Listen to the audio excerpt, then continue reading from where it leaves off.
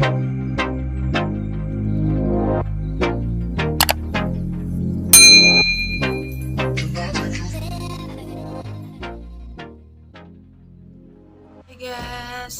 warahmatullahi wabarakatuh. Perkenalkan, nama saya Nur Evi Kurniawati. Saya dari Prodi Manajemen Universitas Proklamasi 45. Di sini saya akan membahas tentang ekonomi energi. Sebelum kalian mengenal ekonomi energi, ada sejarah singkat perkembangan energi. Jadi berbicara tentang energi, kita dapat kilas balik sekitar 1,7 juta tahun yang lalu, yakni saat penemuan api oleh masyarakat prasejarah.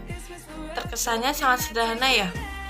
Namun kejadian tersebut adalah permulaan dikenalnya energi, tepatnya konversi energi, yaitu konversi dari biomasa dalam bentuk kayu bakar menjadi thermal dalam bentuk api. Seiring perkembangannya zaman, penggunaan energi ini semakin berkembang. Di antaranya penggunaan energi untuk sektor pertanian sekitar 10-20 tahun yang lalu, untuk pelayaran, kincir angin, dan lain-lain. Kemudian pada abad ke-19, yakni selama masa revolusi industri, penggunaan batu bara sebagai sumber energi berkembang sangat pesat. Dan pada abad setelahnya, minyak bumi muncul sebagai sumber energi utama. Dengan meningkatnya kesadaran masyarakat akan dampak lingkungan global ini, banyak pihak mulai melirik energi terbarukan, yang menandai dimulainya babak baru pemanfaatan energi. Nah, pada slide pertama ini ada tentang pengertian energi. Ekonomi energi. Ekonomi energi itu merupakan konsep komprehensif yang dikeluarkan oleh Persatuan Bangsa-Bangsa atau bisa disebut dengan PBB sebagai salah satu cara dan upaya untuk mengatasi krisis ekonomi global. Secara umum, ekonomi adalah model ekonomi yang menekankan upaya untuk memperbaiki cara pikir manusia yang secara waktu bersama atau mengurangi Ekonomi juga bisa disebut sebagai cabang yang mempelajari dan menganalisa produksi, konsumsi, distribusi barang dan jasa. Ya, ini ada tata kelola tentang energi nasional. Yang pertama itu ada DEN. DEN kepanjangan dari Dewan Energi Nasional. Jadi, Dewan Energi atau bisa disebut dengan DEN adalah Dewan Energi suatu lembaga yang bersifat nasional dan tetap yang bertanggung jawab atas kebijakan energi nasional.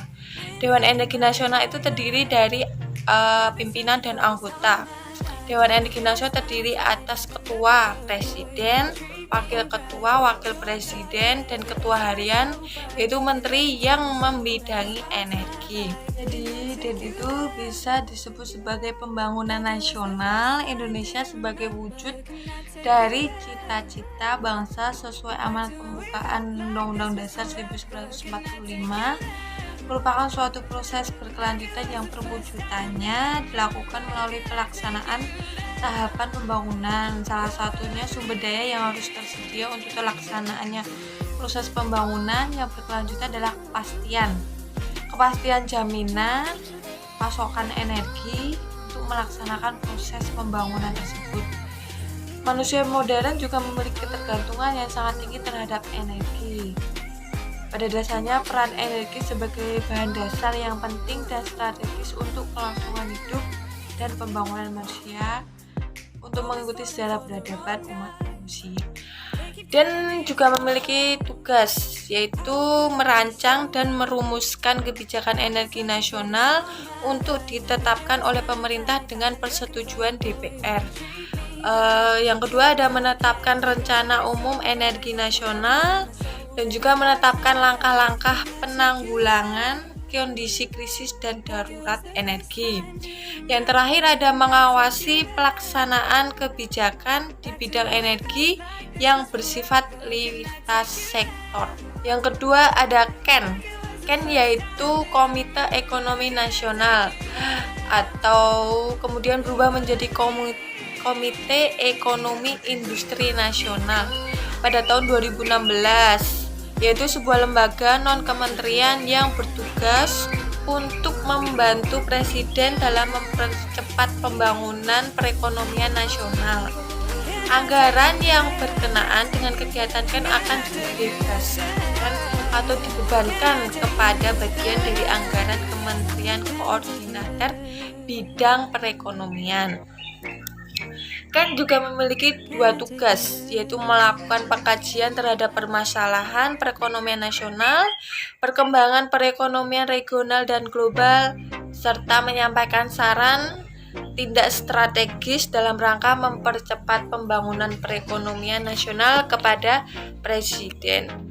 Dan yang kedua ada melaksanakan tugas lain dalam lingkup perekonomian yang diberikan oleh Presiden. Salah satu bidang yang difokuskan Kein pada tahun 2017 adalah pariwisata yang kelompok kerjanya diketahui oleh Doni Oskari. Nah, slide selanjutnya ada RUAN atau Rencana Umum Energi Nasional. RUAN ada pengertiannya yaitu kebijakan pemerintahan mengenai rencana pengelolaan energi tingkat nasional yang merupakan penjabaran dari rencana pelaksanaan kebijakan energi nasional yang bersifat lintas sektor untuk mencapai sasaran kebijakan energi nasional. RUAN juga punya rencana tugasnya dan fungsinya. Tugasnya yaitu pertama menyelenggarakan perumusan dan pelaksanakan kebijakan di bidang pembinaan. Kedua, pengendalian, pengawasan kegiatan panas bumi, bioenergi, aneka energi baru dan terbarukan, dan konservasi energi. Dalam melaksanakan tugasnya, sebagaimana yang dimaksud Direktorat Jenderal Energi Baru, Terbarukan dan Konservasi Energi, juga menyelenggarakan untuk fungsinya. Pertama, perumusan kebijakan di bidang pembinaan. Kedua, pengendalian dan pengawasan kegiatan perusahaan, perteknikan, keselamatan kerja, lingkungan, serta pembangunan sarana dan prasarana tertentu di bidang panas bumi, bioenergi, aneka energi baru dan terbarukan, dan konservasi energi. Yang selanjutnya ada RUED atau Rencana Umum Energi Daerah. Itu adalah kebijakan pemerintah provinsi mengenai rencana pengelolaan energi tingkat provinsi yang merupakan penjabaran dari rencana pelaksanaan Rencana Umum Energi Nasional atau bisa disebut dengan RUEN yang tadi, yang bersifat lintas sektor untuk mencapai sasaran. Nah, RUED ini juga mempunyai tugas dan fungsi. Tugas pertama itu kantor wilayah mempunyai tugas melaksanakan tugas dan fungsi Kementerian Hukum dan Hak Asasi Manusia dalam wilayah provinsi berdasarkan kebijakan Menteri Hukum dan Hak Asasi Manusia dan ketentuan peraturan perundang-undangan. RUED juga memiliki fungsi. Yang pertama, melaksanakan tugas sebagaimana yang dimaksudkan di atas. Yang tugas tadi dari kantor wilayah. Kantor wilayah juga memiliki fungsi pengordinasian perencanaan, pengendalian program, dan pelaporan. Yang kedua, pelaksanaan pelayanan di bidang administrasi, hukum umum, kekayaan intelektual, dan pemberian informasi hukum. Yang ketiga ada pelaksanaan fasilitas perencanaan produk hukum daerah dan pengembangan budaya hukum serta penyuluhan, konsultasi, dan bantuan hukum. Yang terakhir ada fungsi pengordinasian pelaksanaan operasi unit pelaksanaan teknik di lingkungan Kementerian Hukum dan Hak Asasi Manusia di bidang keimigrasian dan bidang permasyarakatan. Nah, ini slide terakhir ada tentang bauran energi nasional 2025 dan 2050. Secara jelas dan rinci, Ken telah membuat sasaran penyediaan dan pemanfaatan energi primer dan energi final pada tahun 2025 dan 2050. Sebut saja terpenuhinya penyediaan energi primer pada 2025 itu sekitar 400 MCOA dan 2050 sekitar 1000 MCOA.